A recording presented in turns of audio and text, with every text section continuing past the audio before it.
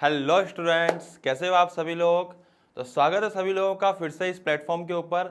और आज मैं आपको एक बहुत बढ़िया चीज़ दिखाने वाला हूँ, बहुत बढ़िया चीज़ समझाने वाला हूँ। क्या समझाने वाला हूँ? एनिमेशंस को यूज़ करके हम आपको रदरफोर्ड का जो गोल्ड फॉइल का एक्सपेरिमेंट हुआ था वो मैं आपको समझाने वाला हूँ।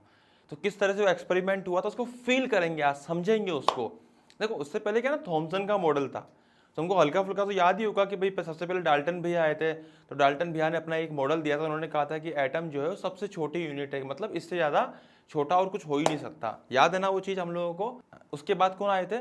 उसके बाद आए थे थॉमसन भैया।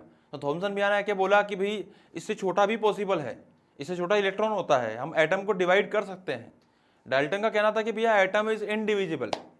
थॉमसन भैया ने कहा कि नहीं, एटम डिविजिबल है। और कैसे डिविजिबल है? इलेक्ट्रॉन में टूट सकता है, पॉजिटिव चार्ज में टूट सकता है। तो उससे पूछा गया कि ठीक है भाई, बताओ यार फिर किस तरह का एक आप मॉडल यहाँ पे प्रस्तावित करोगे, मतलब अपने किस तरह का मॉडल आप यहाँ पे हम लोगों को बताओगे, किस तरह का मॉडल। तो उन्होंने कहा कि मेरा मॉडल ये वाला है। इसमें देखो, आपको इसको बोलते हैं प्लम पुडिंग मॉडल। कौन सा मॉडल? Plum pudding model. और इसको हम लोग वाटरमेलन मॉडल भी बोल सकते हैं। वाटरमेलन टाइप का दिखाई दे रहा है। इसमें देखो आप लोगों को क्या दिखाई देगा होगा, चारों तरफ एक गोला है, स्फीयर है। उसको काट के दिखाया तुम लोगों को। अंदर क्या है उसमें? अंदर हम लोगों को छोटे छोटे छोटे छोटे बीज की तरह ना इलेक्ट्रॉन रखे हुए हैं। और बाकी पूरा हिस्सा जो है वो पॉजिटिव चार्ज से बना हुआ है। तो क्या है कि इसमें बीच बीच में कहीं कहीं कहीं कहीं कहीं कहीं कहीं पर नेगेटिव नेगेटिव चार्ज रखे हुए हैं। इसी को बोलते हैं प्लम पुडिंग मॉडल, थॉमसन का या watermelon model. So basically Thomson भैया ने कुछ बातें बोली, डाल्टन भैया ने कुछ बातें बोली। हमारा मेन मकसद क्या था? हमें यह समझना था कि एग्जैक्टली एटम अंदर से कैसा होता है। अगर एटम डिविजिबल है तो उसका मॉडल कैसा होगा, अंदर से वो किस तरीके का होगा। ये हमारी बातें थी, यही हमें समझना था। लेकिन अलग अलग एक्सपेरिमेंट्स हो रहे थे, अलग अलग बढ़िया बढ़िया साइंटिस्ट आ रहे थे, वो अपनी अपनी कहानियां बता रहे थे कि ऐसा होता है, वैसा होता है, ऐसा होता है, वैसा होता है। तो फाइनली ऐसी ही कहानी के बीच में एक भैया आए, बड़े खतरनाक से, नाम था उनका रदरफोर्ड। उन्होंने बोला कि मैं करके दिखाता हूँ कि एटम का मॉडल एक्चुअली कैसा होगा। तो उन्होंने थॉमसन का जो मॉडल था, थॉमसन भैया का जो मॉडल था, उसी को उन्होंने एक तरह से मॉडल समझ, उसी को मान लिया कि चलो ठीक है, इसको सही मानकर उसी के अकॉर्डिंग उन्होंने एक्सपेरिमेंट शुरू करा। अब एक्सपेरिमेंट क्या है वो हम करके देखते हैं। Getting my point? देखो, सबसे पहले उन्होंने क्या करा कि गोल्ड फॉइल ली। गोल्ड फॉइल क्यों ली? देखो, ये गोल्ड फॉइल है। ये गोल्ड फॉइल उन्होंने क्यों ली? क्योंकि गोल्ड फॉइल जो है वो बहुत ज़्यादा मेलिएबल होती है, उसको हम पतला कर सकते हैं। पतला दिख रहा है यहाँ पे, पतला होता होता होता तो बिल्कुल थिन शीट बना दी। अब ऐसा क्यों करा? उनकी इच्छा थी कि इतनी पतली कर दो, इतनी पतली कर दो तो एक दो तीन चार एटम का ही शीट बन जाए। हालांकि ऐसा पॉसिबल तो है नहीं कि भैया एक दो तीन चार एटम की तुम लोग शीट बना दो, कि भैया सिर्फ 4 एटम की लेयर है उसी की तुमने शीट बना दी। ऐसा तो पॉसिबल है नहीं भाई, एटम तो बहुत छोटा होता है। तो तुम 4 एटम की लेयर की तो नहीं बना सकते। लेकिन तुम लोग गोल्ड फॉइल को बहुत पतला कर सकते हो, बाकी के हिसाब से बहुत ज्यादा पतला कर सकते हो। तो उन्होंने क्या करा, अराउंड अराउंड 1000 एटम्स तक की एक लेयर बना दी। मतलब इसकी जो मोटाई थी ना, अब 1000 एटम कितना होता है यार, बहुत कम होता है। 1000 एटम क्या होता है? देखो यहाँ पे, देखो तुम लोग, क्या होता है कि भैया एटम की जो रेडियस होता है वो किस रेंज में होती है? 10⁻⁻10 मीटर या 1 एंगस्ट्रॉम में। मतलब जनरली एटम्स जो नापे जाते हैं वो एंगस्ट्रॉम में नापे जाते हैं। हाय, मेरी बात समझ में? किस में नापे जाते हैं? एंगस्ट्रॉम में। अब अगर एटम एंगस्ट्रॉम में नापे जा रहे हैं तो भैया 10⁻⁻10 मीटर है। समझ में आ रही है बात? है तो तुम 1000 एटम भी ले लोगे तब भी वो बहुत पतली लेयर आएगी। Getting my point? 1000 10,000 इसके बीच में उन्होंने कुछ लेयर, नंबर ऑफ एटम्स की लेयर ली थी। अब एग्जैक्टली तो गिनने तो बैठे नहीं थे वो, तो एक अंदाजा लगा लेते हैं कि हाँ भाई ऐसी बहुत ज्यादा पतली लेयर उन्होंने ले ली थी। Okay okay. सो बेसिकली बात यही स्टार्ट होती है कि इन्होंने इस प्रकार से एक गोल्ड फॉइल लिया है। अब बात यह है कि भैया अब हम फील करते हैं कि वो गोल्ड फॉइल का एक्सपेरिमेंट कैसे हुआ। तो सबसे पहले मैं आपको सेटअप समझाता हूँ, सेटअप क्या था। तो देखिए, ये सेटअप है अपना। गेटिंग मैप है। इसमें आप इस जगह जो देख रहे हो, ये जो है ना, ये एक बॉक्स है। एक्चुअली तुम इसको ऐसा बोल सकते हो कि ये एक गन मशीन है, मशीन गन है। यहां से धड़ल्ले से पार्टिकल निकलेंगे।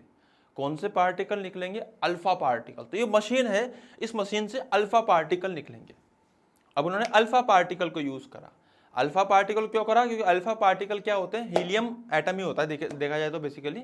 तो हीलियम न्यूक्लियस इसको बोल सकते हैं बेसिकली। तो उन्होंने हीलियम न्यूक्लियस को यूज करा, वो अल्फा पार्टिकल्स थे। अब वो अल्फा पार्टिकल्स ऑलरेडी क्या है, एक पॉजिटिव चार्ज है, हीलियम न्यूक्लियस हैवी है, तो वहां से ये बॉक्स जो होगा ना, पूरा सेटअप जो देख रहे हो तुम लोग यहाँ पे, अब एक काम करो, सेटअप को थोड़ा घुमा के दिखाता हूँ मैं, थोड़ा घुमा के देखो इसको, ऐसे देखो 3D में, इस तरह से दिख रहा है आपको, इस तरह से, गेटिंग माय पॉइंट। तो ये हमारे पास में क्या है, अल्फा पार्टिकल के लिए है कि यहाँ से अल्फा पार्टिकल निकलेंगे।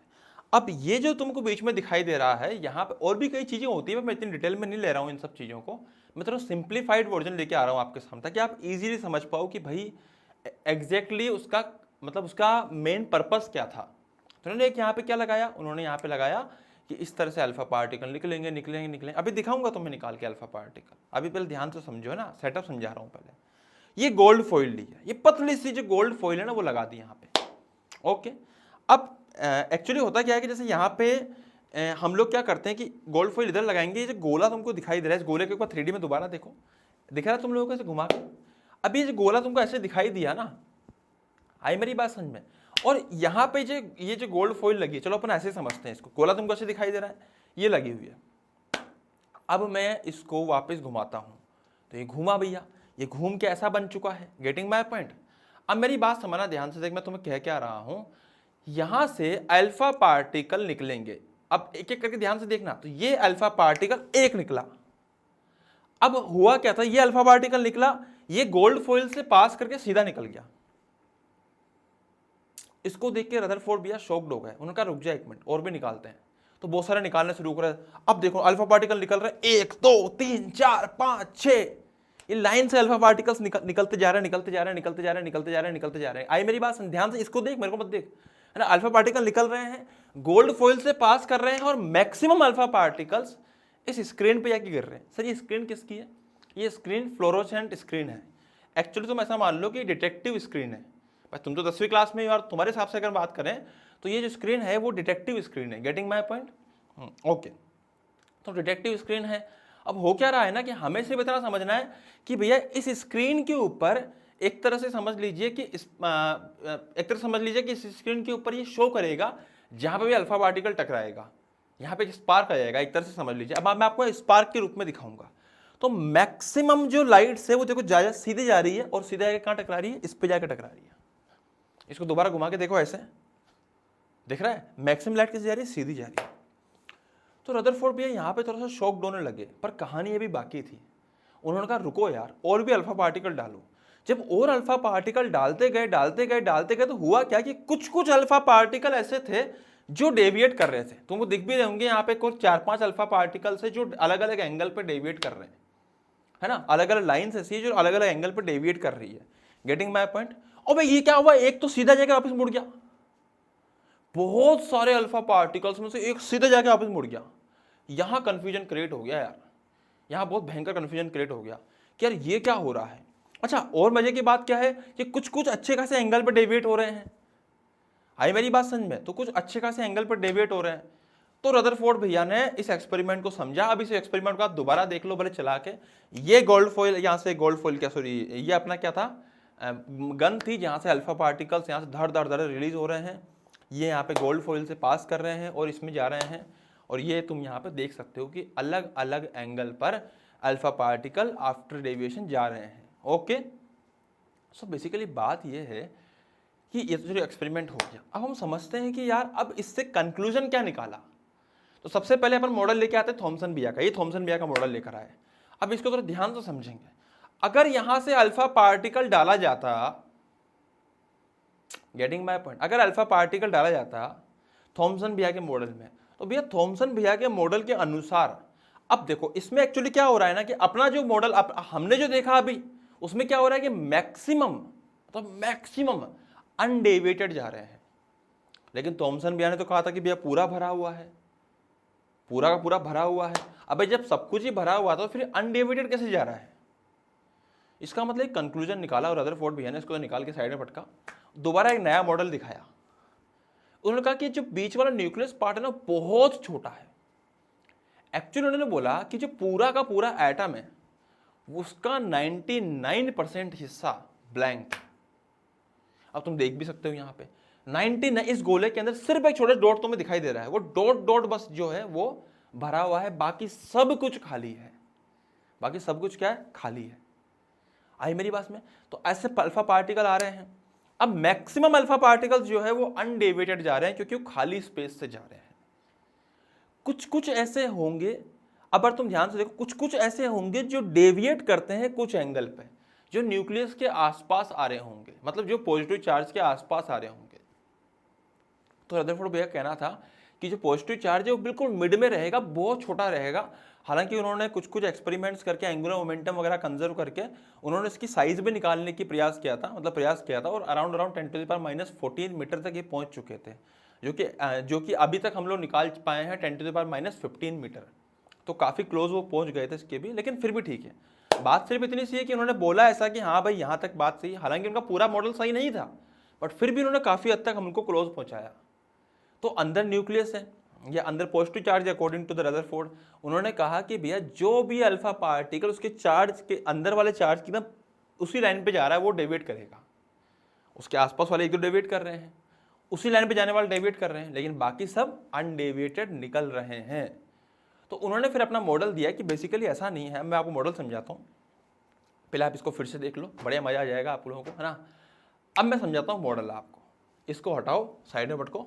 अब देखते हैं मॉडल उन्होंने ऐसा दिया कि भैया ये अपने पास में एटम है, इसमें क्या हो रहा है कि इलेक्ट्रॉन घूम रहे हैं किसके अराउंड?